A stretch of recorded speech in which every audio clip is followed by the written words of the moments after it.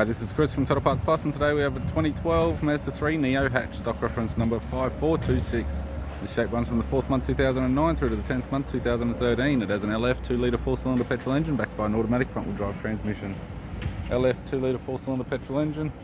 with the left front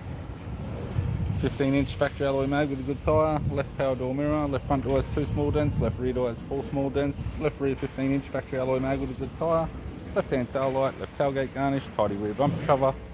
tailgate appears to have no damage, right hand garnish,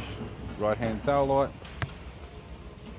right rear 15-inch factory alloy mag with a good tyre, right rear door has 1 small dent, right front door has 1 small dent, right power door mirror and a right guard appears to have no damage, and a right front 15-inch factory alloy mag with a good tyre. With the driver's side door trim, power window master switch. This vehicle's fitted with black cloth interior, automatic type console, automatic gear shifter, heater control, 6-stack CD player, display cluster, interior mirror, courtesy lamp, left sun visor, right sun visor, instrument cluster, and a tidy 3-spoke vinyl steering wheel with cruise audio and phone buttons.